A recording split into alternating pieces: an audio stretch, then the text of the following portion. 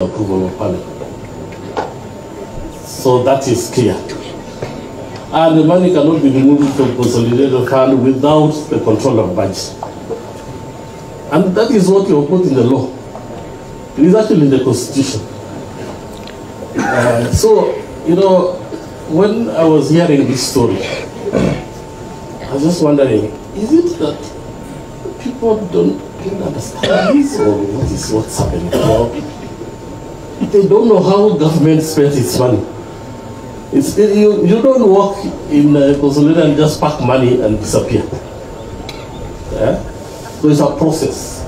So I just wanted to tell you that it is impossible, even to steal a cent. Even sometimes I used to work in the office, and when I ran short of a biro, because maybe there are not biros in the store, I used to buy mine myself to use it to work for the government, because the process of getting a biro, you have to go through a long procurement process just to get a biro. So I used to just send my message, go and buy me a biro, and continue work. Yeah, and that is the reality. Yeah. So anyway, as my lawyer had said earlier, you know, when I read those charges, that's why I was a bit, I was very comfortable that this one, but I know it was very difficult for others who didn't understand. The reason was that when you, from the face of it, the charges were sort of, you know, charging me on violating the laws that I literally myself actually developed when I was a technocrat in Treasury. This is the tool of public financial management law and the procurement law. So, and I know every clause. As a finance minister, I know every clause in those two laws. So I could just see from day one, even when the charges was read, I could just see the person who was drafting this didn't know what was happening. It was unfortunate we had to go through that process, which we said fine.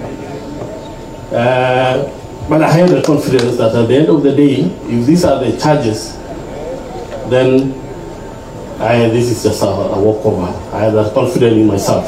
But of course, the court process, you have to spend time with the lawyers to explain, because we have a process here in Kenya which is you have to be represented by a lawyer. So you can imagine, I think Arror now is an expert in economics, because I had to sit down with him and explain. You can imagine this is somebody who is going to represent you, and you must understand exactly what's going on.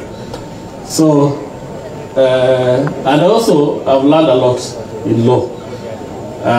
In fact, the 4.5 years I thought I should have registered to study law.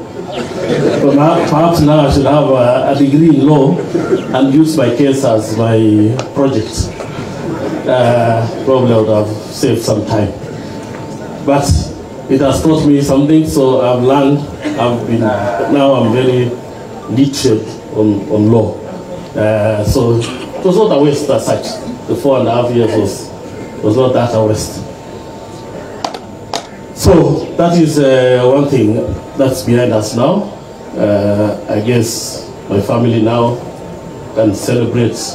I think this is the first Christmas we can say we have really enjoyed. I know in a few we are going to cross, in a few hours we are going to cross the new year. I think we will cross the new year very delighted people after all the baggage. We leave all the baggage for 2023. And this was really a perfect Christmas gift. I didn't anticipate this, but on 14th is a day that I will never forget in my life. Actually 2 days, including my birthday, which was 23rd July 2019 when we were arrested, and 14th December 2023, which we were acquitted. So 2 memorable days that I will not forget in my life. The second thing I wanted to say is I think the clergy had mentioned, this is what really happened. I want to say that the schemers of this thing, and I know them personally, by the way. I know them personally. Some colleagues in the previous government, which I know them very well. I knew how all the whole thing started and how it was turned political. So I know them. When I was saying they have been ashamed permanently, is exactly what I meant. I know them by, I will not mention them definitely, but I know them. But since the clergy has said we forgive and forget, I want to say so. I've forgiven them.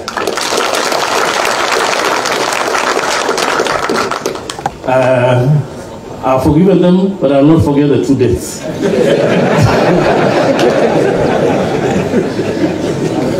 You know, it's not good to forget sometimes because it can come back. Yeah, but I agree with the clergy. They didn't know what they were doing. You know, when you work in government and you reach a very high level, you get drunk with power. Those guys got drunk with power. And they don't know government is successful because you exit, others come in. But I want to say that, you know, I think they forgot that at some point things would